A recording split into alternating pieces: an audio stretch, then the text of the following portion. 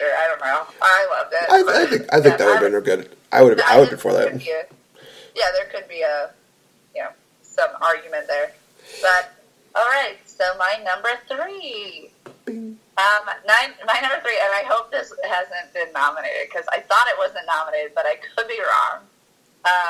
Is an animated film, and it's called Storks. No, I don't think it is. Yeah, did you see Storks? I saw the trailers for it, but I have not actually seen the movie, unfortunately. Yeah. Oh, it's adorable. It was so cute. It basically, the underlining theme in this one, which I feel like I say that a lot, so maybe I should change my little pitch to not saying underlining theme anymore.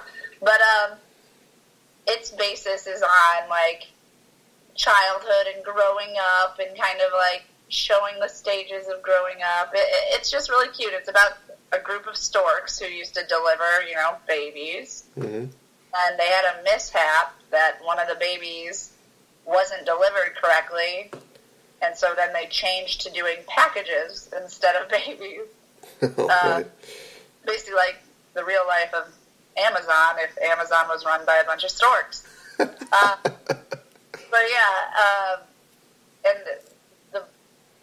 the plot is that this one stork is trying to bring this one random baby that he accidentally had created. And apparently they can create babies. He accidentally created a baby, so that could have ruined the packaging business. So they have to deliver this baby to its home, and it's just so cute. It has so much comedy, so much humor, and Andy Samberg is the lead voice of the stork. He's just so funny in this whole thing, and it just also makes you feel emotions because you see this one, his partner in this is the one baby who never got delivered, so she's called an orphan, her nickname is Orphan, her name.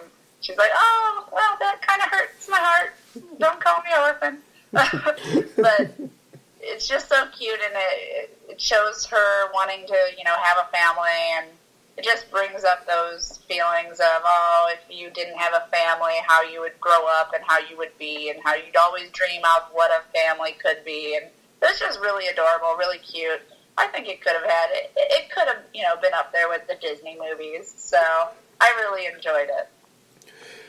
And side note, you hear that, kids? Your parents have been lying to you all these years. It has been the storks. It has been the birds all this time. So parents, do a better job of teaching your kids. No, I'm totally kidding. Please don't send any hate mail to me, please. All right, so my number 3. Originally, this went from number 1 to number 2, and then I saw a movie, and then it went to number 3.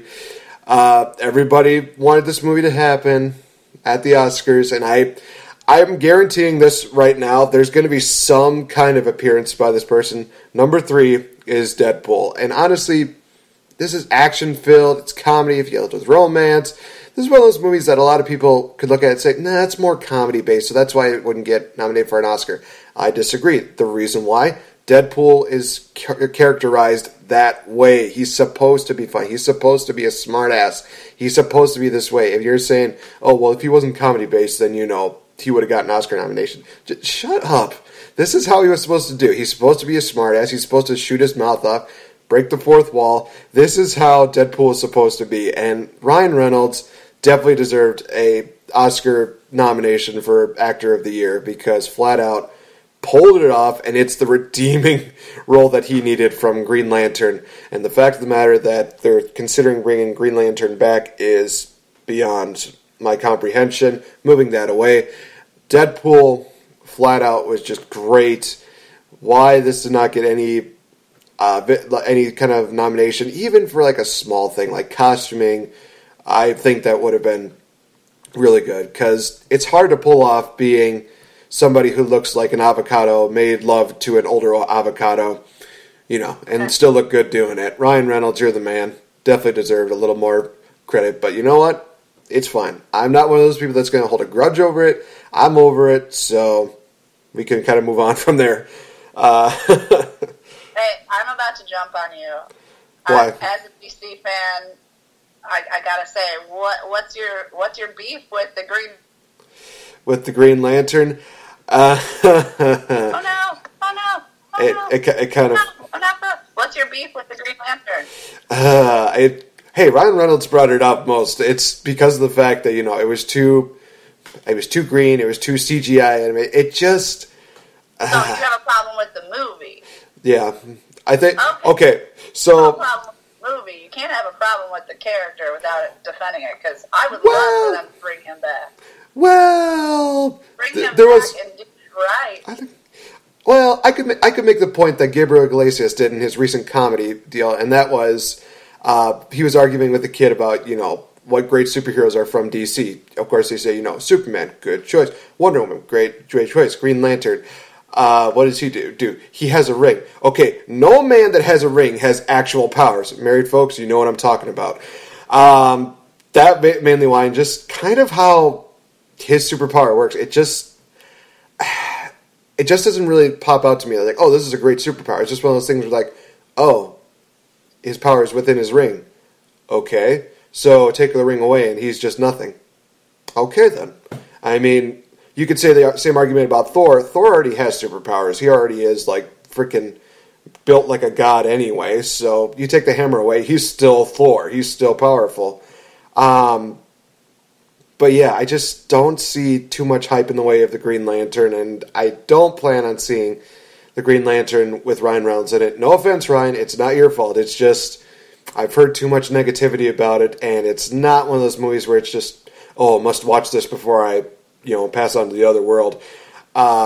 It's just one of those movies where it's like, kind of is what it is, I guess. Oh yeah, the movie was not good. But, I don't know, this is not the episode that we need to bring it up, but I think you're really underplaying what the Green Lantern Corps and all the Lantern Corps is. And I mean, they're universal protectors of space, every planet, and they're run by hope and all these other different emotions that you have to possess and have to have so much strength in, that they give you the power of this unlimited creation. Like, he can literally create anything he wants out of his ring as long as he exudes hope. And it's a hard emotion to keep in contact with, especially dealing with what superheroes have to deal with. So I'll let you think that it's all about a ring. That's cool. No worries. But as DC representative and as somebody who is a pretty big fan of the Justice League and all the members, I have to defend Green Lantern and say, I think if they bring him back and do it right, and it doesn't have to be Hal, they could bring back John, they could do a different Green Lantern. There's like 3 or 4 maybe that are on Earth that I can think of. There might not be 4, but I know 3 for sure. So if they could bring back a different Lantern and probably really reboot this movie and make it good, but we'll see what happens. Yeah. Again, DC live-action movies sometimes fall flat, but we're done with this. We can move on. I just had to call it out because I couldn't let that be said without saying something. Well, I will say this and then we'll end the conversation. First of all, one, this has changed the F up. We change the subject every time we want to. It doesn't really matter. True. And secondly, you talk about hope. Again, I go back to Star Wars Rogue One, which was all about hope, and that was the best, movie about hope that you can never really think of. So, in all fairness, I think Rogue One will have Green Lantern beat. Anyway, moving on to what is your number 2 before I get slapped in the face when I see you. It's like, okay, all right, if that's how you want to end it, cool. My number 2 is Me Before You, which is one of them that isn't an action movie. So thank goodness I was able to find something that wasn't action-based. Again, this is a romance, so I guess it's a romantic drama, so a lot of those type of movies do get nominated. I thought that the 2 actors in this did a phenomenal job of bringing these characters that are from the book Me Before You to life, and it's such a crazy story of having, I'm getting frozen. Sorry. Waka, waka, waka. Just start doing the Macarena, son. Okay, hold on. I think... Okay, I think I'm not frozen anymore. Yeah, I think you're good. Am I? No, you're good. Okay. I was, frozen for a second there. Sorry, guys. All that explanation you missed. But basically, it's a very heart-wrenching movie of the decision of somebody who is a quadriplegic who can't move any part of their body below their neck, and kind of like the decision of, is it worth living like that? And to portray that as an actor is so emotional, and to portray the person that has to take care of him and try to, make him want to live would be just so hard. And I don't want to say her name wrong. I believe it's Emilia Clarke. It's either Emilia Clarke or Emily Clarke. I think it's Emilia. She's, best known from Game of Thrones, Daenerys. She did a phenomenal job. I love all of her work. I love getting to see her as more of a quirky character, and I just think they did a really good job at bringing this book to life. The book was better, but that's obvious. I think every book is better than the movie. Well... okay, go right ahead. I pulled you out for something. Have you actually read the book? No, but I was going to say the when you said, a lot of times the movie is better than the book, I was about to say, well, we could name Twilight and 50 Shades of Grey in there, but that's... No. You messed up what I said. I said the books are always better than the movie. Again, I could say, well, there's some people that could say some of the movies are better than the books, but again, I'm already at the risk of getting slapped in the face for saying something bad, so I think I'm just going to stop. Well, it's not something that is arguable. You can argue a fact if you know one. Please tell me. I haven't found one yet because the books are just so descriptive and always give you a little more story, because sadly the movie producers can never fit a full book. Unless maybe Lord of the Rings or The Hobbit, when they do 3 separate movies. So I still think they were missing stuff, though, from The Hobbit. But, it is what it is. The movies are always enjoyable, like this movie. Super enjoyable. Just sad, they didn't add this part. It would have made her character so much better. But, yeah, that's my number 2. If you have read a book and you've also seen the movie and you thought the movie was better, please tell me. I would love to hear about it. We'll save that for another episode. We'll probably do that next month, so save that for a bigger episode, because this month we're still focused on the Oscars. Number 2 for me would be the best horror movie that they've had, American made horror movie, actually, in the last 20 years, and that being the movie Don't Breathe. Honestly, this was a movie that I was not going to give too much credit for, but as soon as I saw it, I was immediately drawn into it because of the fact that it seemed like there were not one, but 2 stories that were basically going on here. You had the story of the robbers and their story, and then you basically had the story of the old man, basically of how, why he is, the motives behind the robbers, which are not exactly, not exactly bad, but they're not exactly the best. I mean, they could still get a high-paying job, really. But it's just one of those movies that really gets your attention. There's probably a lot of points where there are jump scares. I don't recall jumping at this movie, but I do remember just getting more interested because there came a scene where lights were out, 2 of the robbers, they're basically blind in the dark, and of course the old man, it's basically his life. He doesn't know exactly... Well, he knows kind of where it is. He has a little bit more of an advantage. It just was one of those things where it's like, oh gosh, this guy has an advantage over them. They're not going to know one false move, and they could basically end up dead.